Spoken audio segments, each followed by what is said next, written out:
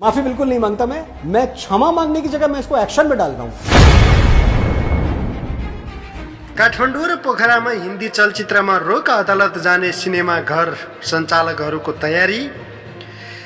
काठमाडौँ महानगरपालिका प्रमुख बालेन्द्र शाह बालेनले उक्त चलचित्रको एउटा विवादास्पद संवाद नहटाए काठमाडौँका सिनेमा घरहरूमा कुनै पनि हिन्दी फिल्म प्रदर्शन गर्न रोक लगाउने घोषणा गरेका थिए।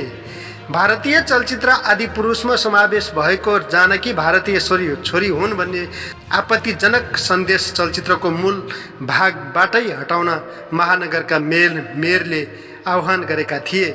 सच्याउन 3 दिनको म्याद दिएका थिए। काठमाडौँ महानगरपालिका क्षेत्रभित्र उक्त राष्ट्रहित विपरीतको चलचित्रको प्रदर्शनलाई निषेध गरेर मात्र देशभित्रका अन्य क्षेत्र र विदेशमा सो चलचित्र प्रदर्शन हुन दिने हो भने त्यसले भ्रामक तथ्य स्थापित गर्ने भएकोले उक्त चलचित्रबाट आपत्तिजनक अंश नहटाएसम्म काठमाडौँ महानगरमा कुनै पनि भारतीय चलचित्र प्रदर्शन गर्न सोमबारदेखि निषेध गरिएको छ। आइतबार सामाजिक सञ्जाल फेसबुक र ट्विटमा शाहले उल्लेख गरेका छन्। काठमाडौँमा आदि पुरुषको प्रदर्शन रोकियो। भारतमा पनि चर्चा। काठमाडौँका मेयर बालेन्द्र शाहका कतिपय टिप्पणी किन विवादमा पर्दछन्? पोखरा महानगरपालिकाले पनि जानकी भारतीय छोरी हुन् भन्ने शब्द नसच्याएसम्म महानगरपालिका क्षेत्रभित्र सिनेमा घरमा अन्य कुनै पनि भारतीय फिल्म प्रदर्शनमा रोक लगाएको चलचित्र घरहरूलाई जानकारी गराइएको बताइएको छ। धरान उपमहानगरपालिकाका प्रमुख हर्क साङपाङ राईले पनि आफ्नो क्षेत्रमा आदि पुरुष चलचित्रको प्रदर्शनमा रोक लगाइएको बताएका छन्। हाम्रो देशको राष्ट्रियता, अखण्डता, स्वाभिमान, सार्वभौम सत्तामा आँच आउने कुनै पनि सोच, विचार, अभिव्यक्ति र व्यवहार हामीलाई सह्य छैन। त्यसकारण यो हिन्दी चलचित्र आदि पुरुषमा सीता भारतमा जन्मेको भन्ने खालको अभिव्यक्ति, त्यो डायलग छ अरे भन्ने सुनेको छु, त्यो आपत्तिजनक विषय हो। त्यो भएको कारण यो सम्बन्धित चलचित्र धरानको सिनेमा घरहरूमा पनि प्रदर्शनको लागि हामीले रोक लगाएका छौँ। सोमबार फेसबुकमा भिडियो पोस्ट गर्दै उनले भने, भारतमै पनि आदि पुरुषले व्यापक बहस निम्ति आएको छ। सुरक्षाका कारण चलचित्र प्रदर्शन बन्द। उक्त चलचित्रमा जानकी सीताको भूमिका निर्वाह गरेकी अभिनेत्री कीर्ति सेननको पहिरन र रावणको भूमिकामा रहेका सैफ अली खानको स्वरूपको भारतमा आलोचना भएको छ। त्यहाँ पनि उक्त चलचित्रमाथि प्रतिबन्ध लगाउनु पर्ने माग उठिरहेको छ। दर्शक अनि हिन्दू सङ्गठनका कार्यकर्ताहरूले चलचित्रमा आपत्तिजनक संवाद समावेश गरिएको आरोप लगाएका छन्। नेपालमा चलचित्र प्रदर्शनलाई अनुमति दिनु अघि सेन्सर बोर्डका अधिकारीहरूले हेर्ने गर्छन्।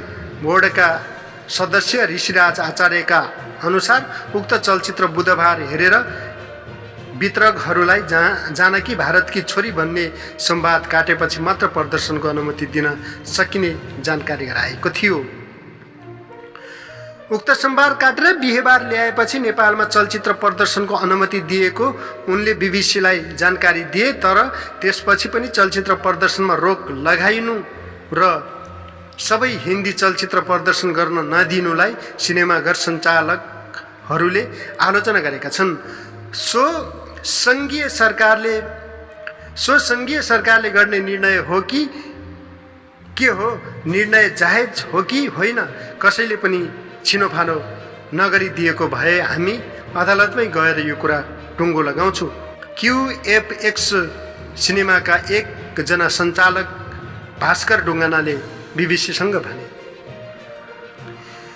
काठमाडौँ महानगरपालिकाले हिन्दी चलचित्र प्रदर्शनमा रोक लगाएको भए पनि आफूहरूले काठमाडौँ उपत्यकामा हाल हिन्दी सिनेमा प्रदर्शन नगरेको उनी बताउँछन्। सुरक्षाको कारणले मात्रै त्यस्तो गरेका हौँ। अब अदालतले कस्तो निष्कर्ष निकाल्छ, कसको क्षेत्राधिकार हो भन्ने कुराहरूको निर्णय भएपछि हामीलाई पनि सहज हुन्छ, ढुङ्गानाले भने। गत शुक्रबार काठमाडौँमा केही युवाहरूले एउटा सिनेमा हलमा पोस्टर च्यात्दै गरेको र चलचित्रको प्रदर्शन बन्द गराएको भिडियो फुटेज सार्वजनिक भएको थियो। ढुङ्गानाका अनुसार सकेसम्म आजै स्थानीय तहको निर्देशनलाई न्यायालयमा चुनौती दिने तयारी भइरहेको छ। बालेनको भनाइ के? तर शाहले भने नेपालको स्वतन्त्रता, स्वाधीनता र स्वाभिमानलाई अक्षुण्ण राखेर राष्ट्रहितको रक्षा गर्नु प्रत्येक सरकारी निकाय, गैर सरकारी क्षेत्र र नेपाली नागरिकको पहिलो कर्तव्य हुने कुरामा कुनै सन्देह छैन भनेका छन्। नेपालको संविधानको धारा 5 र 56 को उपधारा 6 ले सङ्घ, प्रदेश र स्थानीय सरकारलाई राष्ट्रिय हितको सुरक्षा गर्ने जिम्मेवारी तोकिएको छ। उक्त चलचित्र यथावत प्रदर्शन भएमा नेपालको राष्ट्रियता, संस्कृति, एकता र राष्ट्रिय विभूतिमाथि ठाडो प्रहार भई अपूरणीय क्षति हुने देखिन्छ। उक्त चलचित्रबाट नेपालमाथि सांस्कृतिक अतिक्रमण भएको हुँदा यस महानगरपालिकाको गम्भीर ध्यानकर्षण भएको छ, शाहले लेखेका छन्। संविधानमै राष्ट्रको हित संरक्षण प्रत्येक नागरिकको कर्तव्य रहेको उल्लेख गरिएको अवस्थामा उक्त कदमलाई गैर कानुनी भनिहाल्न नमिल्ने तर्क कानुन व्यवसायी टिकाराम भट्टराईले गरेका छन्। काठमाडौँ र पोखराका अधिकांश सिनेमा घरहरूको वेबसाइटमा सोमबारका लागि कुनै पनि हिन्दी चलचित्र प्रदर्शन हुने तालिका समावेश गरेको छैन। ती दुई सहर बाहेकका स्थानमा रहेका सिनेमा घरहरूमा भने टिकट काट्न पाइने देखिन्छ। काठमाडौँ र पोखरा महानगरपालिकाका प्रमुख तथा सरकारवाला कर्मचारीहरूसँग बीबीसीले प्रतिक्रिया लिने प्रयास गरेको छ, तर कतिपय अधिकारीले प्रतिक्रिया दिन अस्वीकार गरेका छन्। आदिपुरुष चलचित्रका संवाद लेखक के भन्छन्? चलचित्रका संवाद डायलग लेखक मनोज मुन्तसिरले नेपालमा भइरहेको विवादमा आफ्नो धारणा सार्वजनिक गरेका छन्। भारतीय टिभी च्यानल आज तकसँगको कुराकानीका क्रममा उनले जुन समयको दृश्य चलचित्रमा देखाइएको छ त्यसबेला नेपाल भारतकै भूभाग भएको बताए। म नेपालको विरोध बुझ्न सकिरहेको छैन। यो कथा जुन बेलाको हो त्यस बेला नेपाल भारतको अंश थियो। यदि हामीले सीतालाई भारतकी छोरी भनिरहेका छौँ भने नेपाल भारतबाट अलग कहाँ भएको थियो? सन् 1903 मा वा 1904 सालको पछि मात्रै नेपाल भारतबाट अलग भएको थियो। नेपाल र भारत नै थियो, नेपाल भारत नै थियो, भारतकै अंश थियो। त्यस हिसाबले त सीता भारतकै छोरी थिइन्। टेलिभिजन अन्तर्वार्ताका क्रममा मुन्तसिरले भने, स्पष्टोक्तिमा नेपाल मामिलाबारे चासो राख्ने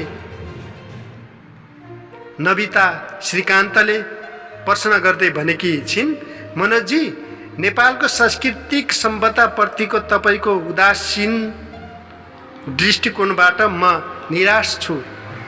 सांस्कृतिक र मानव निर्मित सीमालाई एउटै रूपमा बुझ्ने कुरामा हामी होसियार हुनुपर्छ।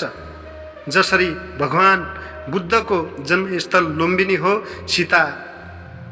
देवी सीता भौगोलिक क्षेत्र जनकपुरकी थिइन्, जुन अहिले नेपालमा छ। देवी सीता नेपालकी छोरी हुन् र भारतमा उनीलाई देवीका रूपमा पूजा गरिन्छ। कला र संस्कृतिको द्विपक्षीय सम्बन्धलाई बलियो बनाउनु पर्छ र अनावश्यक विवादहरू सिर्जना गर्नु हुँदैन, उनले भनिन्। बीबीसी हिन्दीका अनुसार प्रदर्शनमा आएको 2 दिनमै आदिपुरुषले विश्वभर 240 करोड भारतीय रुपैयाँको व्यापार गरेको छ। यो चलचित्रलाई समीक्षकहरूले राम्रो मूल्याङ्कन गरेका छैनन्। पहिलो 2 दिनको कमाई हेर्दा यो बलिउडका लागि नयाँ रेकर्ड हो।